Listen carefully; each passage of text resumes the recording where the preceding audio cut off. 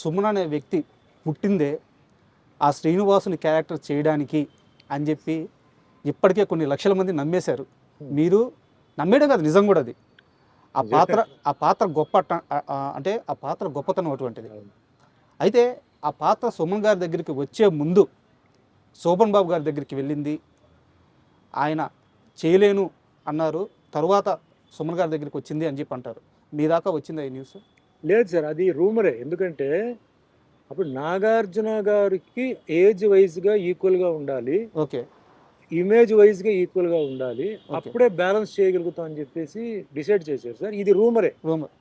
సోహన్ బాబు గారు అప్పటికే రిటైర్ అయిపోయారు సార్. ఆయన రిటైర్ అయిపోయారు. అప్పట్లో ఆయన అందగాడు మీకు తెలుసు, ఆయన చేశారు. ఆ టైంలో ఆయన వెంకటేశ్వర స్వామి, రాముడు, కృష్ణుడు ఇవన్నీ ఆయన చేశారు. బట్ ఈ సినిమాలో అది ఓన్లీ రూమరే.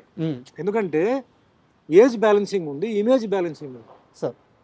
అన్నమయ్య సినిమాలో అన్నమయ్య, నాగార్జున, మరి వెంకటేశ్వర స్వామి ఎవరు? ఆ ఏజ్ గ్రూపే రావాలి, ఆ బ్యాలెన్సింగ్ రావాలి. సో ఎవరు అక్కడ వెతకడం జరిగింది. ఆఖరికి వెతికి ఆఖరికి నాకు వచ్చింది అనమాట ఆ క్యారెక్టర్. తప్ప సోహన్ బాబు గారిని అడిగారు, ఆయన వద్దన్నాడు, అప్పుడు నా దగ్గరికి వచ్చింది. అది రాంగ్ న్యూస్, రూమర్సే. అండ్ కొన్ని నెలల క్రితం తిరుమల వెళ్ళి రాఘవేంద్రరావు గారిని కలిశాను నేను. సార్ని కలిసి ప్రసాదం ఇచ్చి సార్తో మాట్లాడినప్పుడు కూడా అంటే ఎప్పుడైనా సరే అన్నమయ్య అనే ఆ సినిమాని తీసిన వ్యక్తి కానీ, అందులో నటించిన వాళ్ళని కానీ, ఆ సినిమా గురించి మాట్లాడుతుంటే కానీ ఒక రకమైన గూస్బంప్స్. ఇప్పుడు కూడా ఆ సినిమాని ఇప్పుడు రిలీజ్ చేస్తే చూడాలని కొన్ని కోట్ల మంది ఎదురు చూస్తున్నారు సార్. ఎప్పుడు ఉంటుంది? Annamayya cannot be redone sir, but can be rereleased. Yes. ఎందుకంటే అన్నమయ్య చేసినప్పుడు ప్రతి ఒక్కరు దాంట్లో ఒక గుడికి వెళ్తే మాల వేసుకొని ఎలా ఉంటారో ఆ విధంగా అందరూ ఉన్నారు సార్. భయం భక్తితో ఉన్నారు, అందరూ చాలా నిష్టగా చేశారు. నేను ఒకడనే కాదు, అందరూ. డైరెక్టర్ రాఘవేంద్ర గారు అయితే హ్యాట్స్ ఆఫ్. ఆయన ఎర్లీ మార్నింగ్ రావడం, ఆ ఒక డిగ్నిటీ మెయింటైన్ చేయడం. Annamayya cannot be remade sir, it can be only రీటెలికాస్టెడ్.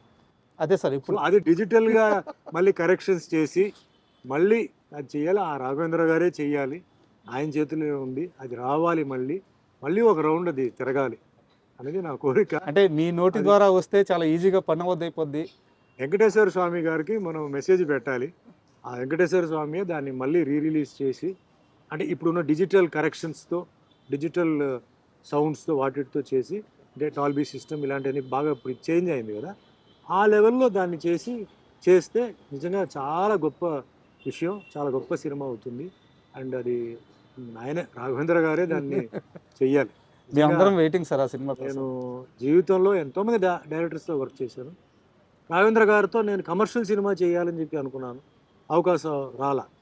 నాకు మార్కెట్ ఉన్నప్పుడు ఆయన బిజీ, నాకు ఆయనకి ఖాళీ చేద్దాం అన్నప్పుడు నాకు మార్కెట్ కొంచెం అప్ అండ్ డౌన్.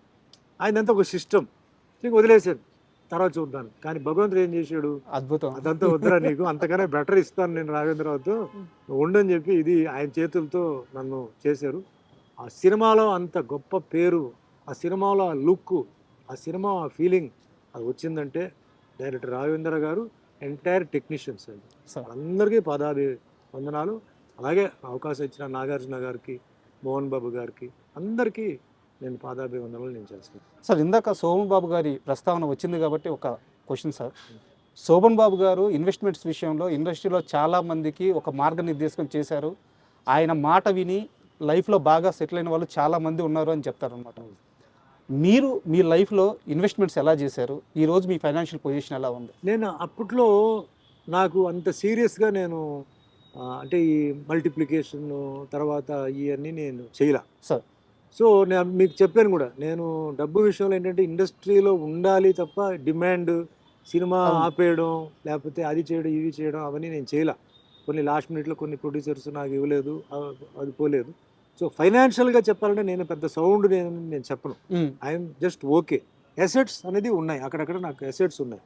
సో అంత ఫైనాన్షియల్గా ఎవరితోనో కంపేర్ చేయాలి, లేకపోతే ఆ విధంగా మనం ఒక ఇది ఉందని చెప్పి మట్టుకి నేను చెప్పను. బట్ సోహన్ బాబు గారు ఆయన అడ్వైస్ ఇచ్చారు, బట్ ఆయన ఇచ్చిన అడ్వైస్ అందరికీ అది కుదరలే. ఎందుకంటే నాకు చేశాను దోషి నిర్దోషి సినిమాలో సో చెప్పినాడు కూర్చో. ఆయన డాటర్ మా మదర్ స్టూడెంట్, ఓకే మృదుల అని చెప్పి మా మదర్ స్టూడెంట్. సార్. సో దోషి నిర్దోషి సినిమాలో నాకు ఫస్ట్ పరిచయం అయ్యారు. పరిచయం అయినప్పుడు ఆయనకి ఎల్ఐసి పాలసీస్ అన్ని బాగా చేసేవారు అనమాట. సార్ అప్పట్లో అదే ఇన్వెస్ట్మెంట్, అదే బాండ్స్ ఇవన్నీ అలా అది అన్నీ ఆయనకి చెప్పేవారు. But same time Sohan Babu garu ఆయన లైఫ్ స్టైల్ కూడా వేరే అండి.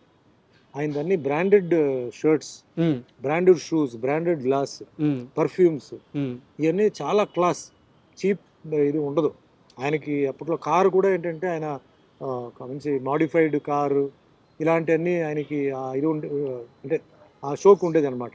ఆయన కూడా చెప్పేవారు లైఫ్లో ఇంత సేవ్ చేయాలి, ఇంత మనం ఏంటంటే స్పెండ్ చేయాలి. ఆ స్పెండింగ్ ఎవరంటే వేరే వాళ్ళ మీద కాదు, మన మీదే చేయాలి.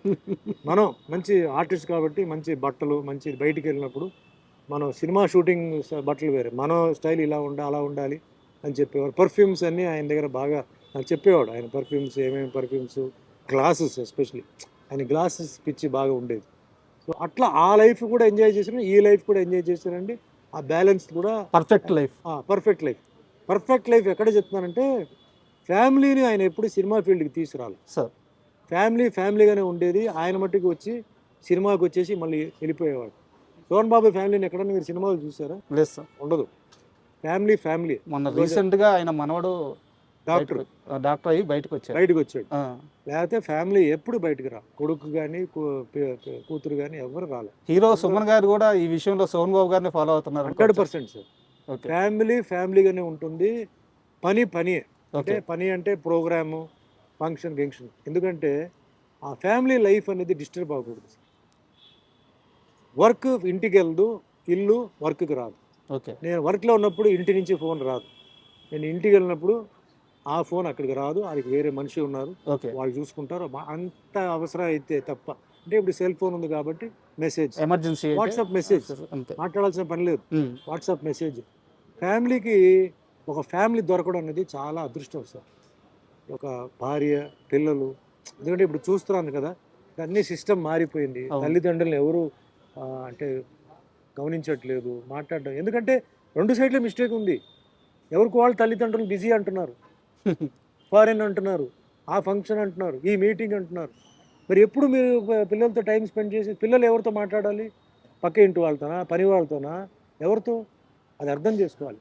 50% ఫాల్ట్ పేరెంట్స్. మీరు చెప్తారు పేరెంట్స్ పిల్లలు నన్ను పట్టించుకోవట్లేదండి, పిల్లలు నన్ను తిడుతున్నారండి, పిల్లలు కొట్టడానికి వచ్చారండి. ఎందుకు వస్తారు కొట్టడానికి? ఎందుకు తిడుతున్నారు? మీరు ఎన్ని రోజులు ఉన్నారు పిల్లలతో? నేను అందుకే ఉన్నప్పుడే మా పాప చిన్నప్పుడు ఉన్నప్పుడే నేను ఇంటికి వెళ్తే ఆవిడ స్కూల్ నుంచి వస్తే ఆవిడతో నేను టైం స్పెండ్ చేసేవాడు. ఏదో స్కూల్ నుంచి బుక్స్ అది ఇది ఏదో అట్లా ఇట్లా. తర్వాత ఆవిడ ఫ్రెష్ అప్ అయిపోయి గిడుకునేప్పుడు ఆవిడతో కొంచెం ఆడుకోవడం. అంటే ఆ కనెక్షన్ నేను ఎప్పుడూ మెయింటైన్ చేశాను సార్.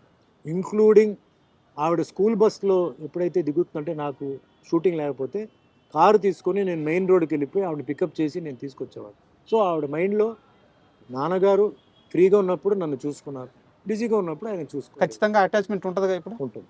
అందుకే ఈరోజు చాలామంది అంటారు డాక్టర్ అంటే మీకు టెన్షన్ కదా అన్నారు. డాక్టర్ అంటే నాకు 10 సన్స్ అన్నాను. టెన్షన్ కాదు, 10 సన్స్. ఈరోజు నేను ఎక్కడైనా నేను ధైర్యంగా వెళ్ళొచ్చు. ఎందుకంటే నాకు కొడుకు అంటే నాకు ఉన్న కూతురే. అవును. బట్ కొడుకు కన్నా నాకు ఆవిడ చాలా బాగా ఈరోజు తయారైపోయి ఎఫెక్షన్ మాకు ఇవ్వడం, చూసుకోవడం. అంటే జనరల్లీ పిల్లలు ఎదిగిన తర్వాత it's their turn to take care of the parents. అది రావాలి. మనం బలవంతంగా డిమాండ్ చేయడం కాదు. నన్ను చూసుకో, నాకు అది ఇది నన్ను చూడట్లేదు చెప్పడం కాదు. అది మనసాగా రావాలి. దానికి మనం ముందే దానికి ఏంటంటే మనం ముందు అక్కడ కాంట్రిబ్యూషన్ ఇవ్వాలి.